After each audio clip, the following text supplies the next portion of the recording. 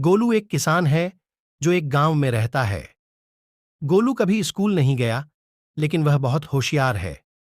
पिछले वर्ष उन्हें पिछले वर्ष की तुलना में अधिक फसल उत्पादन हुआ। फसल को बाजार में बेचकर उसने खूब पैसा कमाया।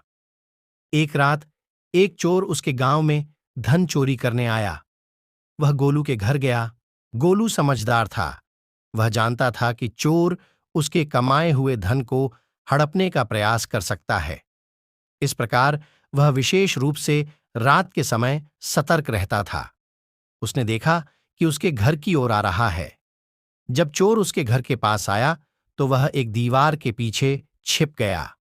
गोलू जानता था कि चोर बाहर छिपा है, इसलिए वह ऊंची आवाज में कहने लगा कि भगवान का शुक्र है कि इस साल मैंने बहुत पैसा कमाया, पर कोई नहीं जानता कि मैंने उसे कुएं के पास आम के पेड़ पर छिपा रखा है।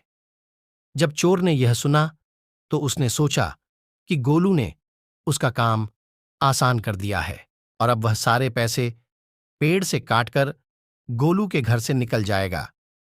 गोलू ने यह सब देखा और राहत की सांस ली कि अब उसकी संपत्ति सुरक्षित है। जब चोर कुएं पर पहुंचा तो उसने देखा कि आम के पेड़ से कुछ लटका हुआ है। उस समय इतना अंधेरा था और वह स्पष्ट रूप से नहीं देख सकता था कि वहां क्या लटका हुआ है।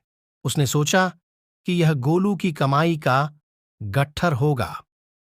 वह जल्दी से पेड़ पर चढ़ गया और पैसों की गठरी पकड़ ली, लेकिन उसने पाया कि यह पैसे का बंडल नहीं था, बल्कि वह मधुमक्खी का छत्ता पकड़े हुए था। उसे एहसास हुआ कि उसे गोलू ने बरगलाया है और अब उसने मधुमक्खियों को बहुत क्रोधित किया है।